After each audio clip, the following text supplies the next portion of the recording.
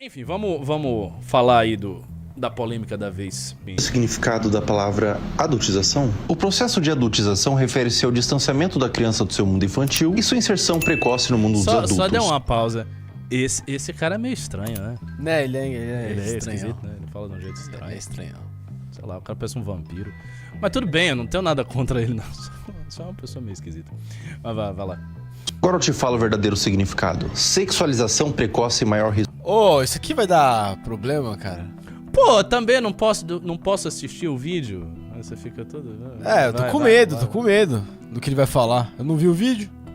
De abuso, problemas de autoestima e insegurança, desenvolvimento emocional prejudicado, ansiedade, baixa estima, depressão e dificuldades de sociabilização. É aí que entra o Ítalo e outros. Por que pessoas como essas insistem em tirar a infância das crianças? A infância é um período curtíssimo das nossas vidas e todo o resto é vida adulta. Adultizar uma criança, fazê-la crescer rápido demais, é um dos maiores... Isso com um bolo. Qual é o caso desse Professor, bolo? eu acho que é a arte. Ele vai fazer algo no final, eu acho. Ok, tá bom. Vai, siga aí. Pecados que você pode cometer com uma alma. Mas respondendo a pergunta do porquê alguém faria isso, dinheiro. Para almas inescrupulosas, tudo é uma forma de ganhar dinheiro. E qual o valor de uma infância roubada? Quanto de dinheiro entrando fecha essa conta? O nome influenciador não é à toa. Se você tem uma câmera e um público, você tem poder para influenciar pessoas independente se pro bem ou pro mal. Tudo que você mostra se torna lei para muitos que te acompanham. E com tanto poder e pouquíssima responsabilidade, o que você escolhe é mostrar crianças em traje de banho, expostas, dançando com pouca roupa, em ambientes adultos, com álcool, fazendo show seminua para adultos? Ah, mas não para sempre. As contas de Ítalo Santos e Camilinha acabam de ser desativadas e eles estão sendo investigados pelo Ministério Público. Mas é pouco. Além desses influenciadores pagarem, devemos cobrar em massa uma mudança nas redes sociais para que conteúdos como esse não sejam espalhados, permitidos, nem monetizados. Vai por mim, tira o dinheiro dessa galera que tudo que eles fazem na vida perde o sentido. Talvez a própria vida perde o sentido. É extremamente comum crianças que crescem nos holofotes tornarem-se adultos disfuncionais. A gente sabe disso, a gente observa isso e continua colocando crianças nos holofotes, antes mesmo delas terem idade suficiente para poder sequer escolher. Imagina um adulto entra num consultório psicológico e diz assim: eu quero fazer uma regressão, eu só quero saber como é ser criança. Isso acontece. Cabe a você que assiste esse vídeo a mudança. Não veja como fofinho uma criança dançando, se sexualizando. Veja como que é um roubo do tempo perdido. Ah, espera aí.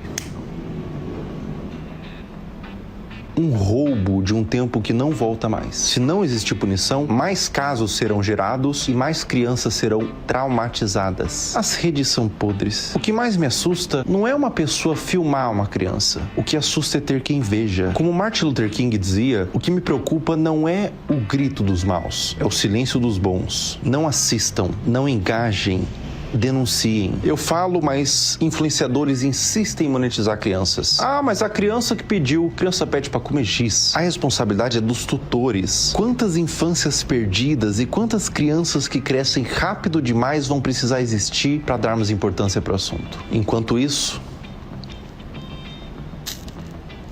1 a cada 8 crianças sofrem abuso sexual antes dos 18 anos.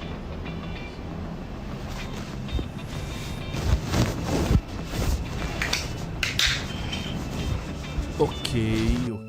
Esse cara é muito grande nas redes, né? O vídeo está com 176 milhões de visualizações. Uou! Nossa senhora. Não, mas ele fala 7 bem. milhões de likes. Ele é um bom comunicador, dá pra perceber que ele, enfim, tem um bom traquejo e o lance ali do bolo, pá. Foi... Então, cara, eu fui acompanhando as coisas que ele disse com bastante concordância. Eu confesso que eu não tô muito a par dessa polêmica, então eu vou dar uma opinião aqui que é meio que verde. Mas vai ser a minha opinião sincera. Eu fui acompanhando o vídeo com bastante concordância em relação ao que ele falou, com a única questão. Quando ele falou em regulação das redes, aí a minha antena da desconfiança fez assim, tom. Isso de regulação das redes, aí é um problema. Que tipo de regulação das redes que ele está propondo? Ele propõe alguma coisa nesse sentido? Alguma coisa concreta? Eu acho que específico não. Específico não. Porque, assim, a gente sabe perfeitamente que há, no Brasil atual, e não apenas no Brasil, uma disputa muito dura entre aqueles que querem regular as redes sociais e aqueles que não querem regular as redes sociais porque querem que haja liberdade no meio digital, tá? E Não sei, me parece que isso aí tá num tom de alguém que gostaria de ver alguma regulação de rede, não sei se o PL 36... qual era o PL 2630, não sei se tem outra coisa. 2630 e tem agora o 28. Enfim, 26, 28. alguma coisa que vá nessa direção. E eu vou reiterar a minha intuição de sempre, que eu acho que é a intuição de boa parte da direita, que a gente é o seguinte, nós somos céticos em relação à boa vontade das pessoas que pretendem regular redes sociais no Brasil. A gente está num clima político completamente polarizado, em que duas correntes políticas se matam, né, e que não tem essas duas correntes, digamos assim, um terreno comum em que elas consigam dialogar, um senso de bem comum, não existe nada disso. Então, quando eu ouço esse discurso, porque as redes sociais e tem que ter uma regulação por causa disso, simplesmente eu não consigo ir por esse caminho. Não adianta, não vai por esse caminho. E outra coisa, eu não acho que o problema da adultização das crianças, como ele diz, é uma coisa exclusiva das redes sociais. Eu acho que a mídia faz isso, a mídia mainstream faz isso muito bem. Eu vejo um monte de gente, por exemplo, meninas muito jovens. Tinha aquela MC... como era o nome dela? MC Melody. Uhum. Você lembra dessa MC Melody? Lembro, sim. Então, havia essa MC Melody e ela era uma menina bem nova quando ela começou a fazer as músicas dela. Eu acho que ela tinha uns 14 anos, 13 anos. Sim, Assim. ela era muito nova. Ela era muito nova. E eu sei que essa mina circulava na mídia mainstream. A televisão colocava essa mina em tudo que é lugar. Essa mina fazia show, ela fazia várias coisas e que tinha uma carga sexual, porque, ela era MC, ela tava cantando funk, então não era, ela tá cantando, sei lá, um hino de louvor da igreja batista. Não era funk, tinha um elemento ali de erotização. E isso não acontecia simplesmente nas redes sociais, isso acontecia na mídia mainstream. Outra coisa, tinha outra mina, não sei se era Mel Maia, não tem uma tal de... Mel Maia, ela é atriz, né? Atriz, mas ela também sensualiza, ela fazia umas coisas assim. Eu não sei, eu acho que não. Pô, é mais atriz, fazia novela e tal. Eu não sei, eu tenho a impressão que sim, eu vi umas coisas dela, mas não sei se hoje ela é de maior, enfim, não sei o caso dela. Hoje a Mel Maia é de maior. Então, mas o que acontece é o seguinte, atrizes, cantoras, jovens, menores de idade, usam carga erótica, sensualizam, fazem coisas desse tipo, e isso está na mídia mainstream. Então a mídia mainstream é conivente com esse tipo de coisa. E por esse argumento do Felco, ela explora essas pessoas do mesmo jeito, né? E ela faz isso e não tem regulação. Então, aonde é que a conversa da regulação entra? Onde é que o discurso da regulação entra, sabe? Eu acho problemático. Eu vi o Renan recentemente falando novamente daquela ideia de tirar o celular da mão das crianças e dos adolescentes, de proibir que criança e adolescente tenha rede social. Ele comentou alguma coisa assim, fez um tweet, que eu até compartilhei, o DRT, e assim, eu absolutamente concordo com isso. Eu acho que a primeira, não sei se fui ele a primeira pessoa a falar sobre isso, mas eu falei sobre isso há muito tempo atrás. Eu acho que meio que a gente falou na mesma época, quando tava pintando essa crítica, né, dizer que as pessoas que usam muito celular, fica viciado e acaba perdendo concentração, tendo uma série de problemas psicológicos por conta do excesso de exposição, que as meninas têm problemas de autoestima, etc, etc, etc. Tudo isso está ligado, a essa desgraça aqui chamada celular. Isso aqui é um problema para as pessoas. Real, isso aqui é um problema. E agora eu me sinto confortável de começar a minha cantilena antimoderna e antitecnológica, que eu sempre faço, volta e meia eu retorno essas ideias, regresso a esse meu velho discurso, que é dizer o seguinte: as inovações técnicas que surgem não são necessariamente boas, ou quando são boas, não o são de maneira completa, o que significa que elas não têm todos os aspectos delas são bons, necessariamente, qualquer coisa que pinta como novidade tecnológica. Não é assim que funciona. Inclusive, é bastante implausível, é bastante improvável imaginar que qualquer inovação tecnológica que apareça necessariamente gera efeitos positivos. E a pergunta que fica é: quais efeitos? Efeitos para quem? Qual é a natureza desses efeitos? Então eu posso dizer, por exemplo, que o celular gerou uma série de efeitos no mundo, né? A utilização dos smartphones, que isso aqui é um computador na prática, esses computadores portáteis que a gente usa, que são os celulares, gerou uma série de efeitos. Um dos efeitos, na verdade um conjunto dos efeitos dos celulares, tem a ver com desconcentração e problemas problemas emocionais de toda sorte. Tem uma pesquisa que o Pedro Deirô me mandou. Não, essa não foi nem daquelas que você pegou pra mim. É uma pesquisa que tá no meu Twitter. Abra aí o meu Twitter. Aqui. Deixa eu só ler o Twitter do Renan que você colocou aqui. É bem verdade. Aí, pois é, eu repostei esse tweet hoje. Acho que foi hoje. Foi hoje.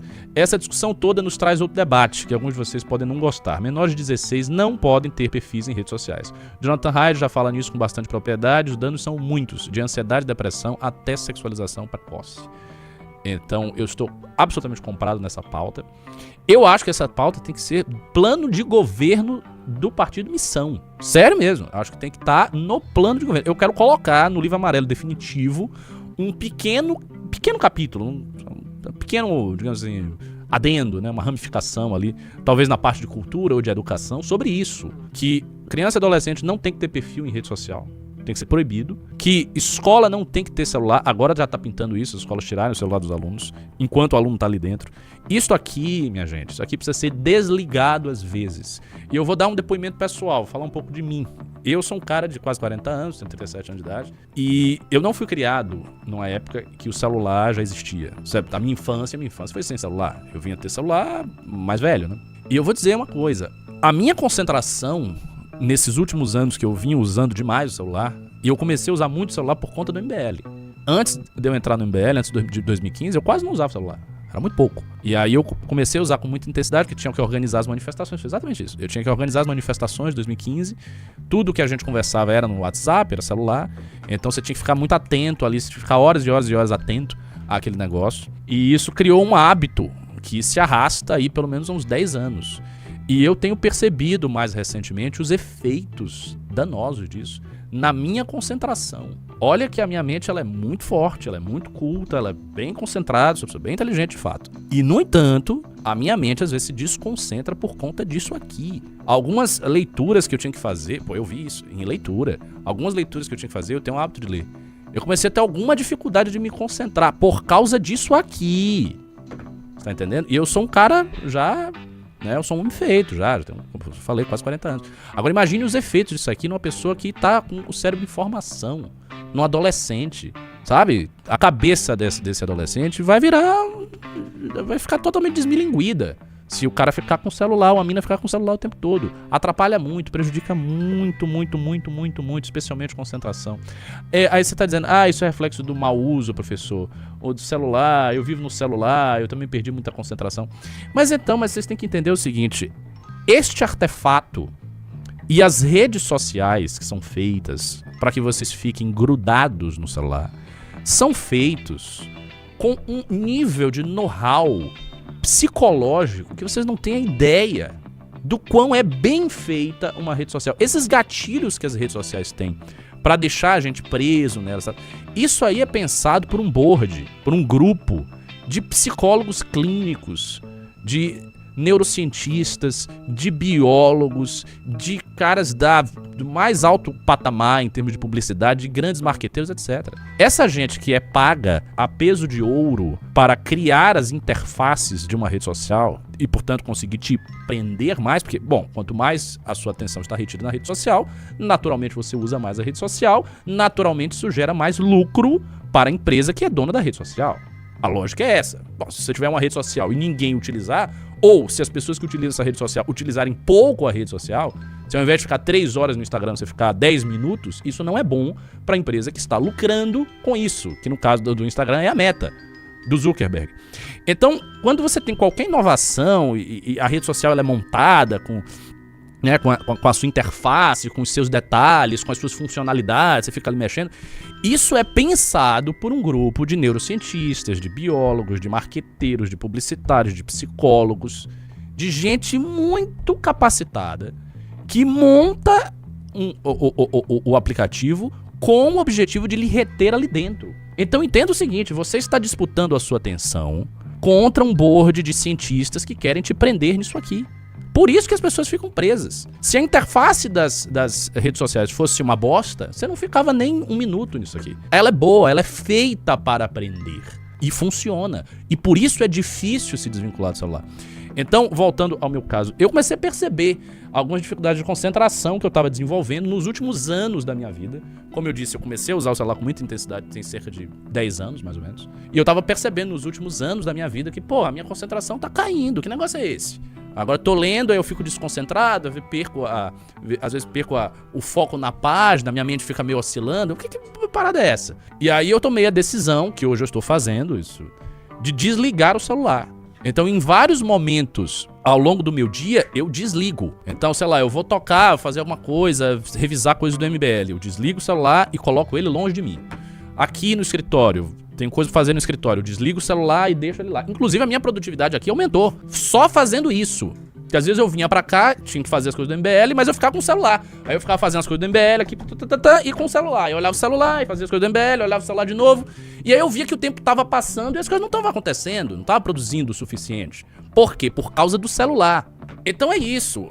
Isto aqui prejudica a mente das pessoas, sim.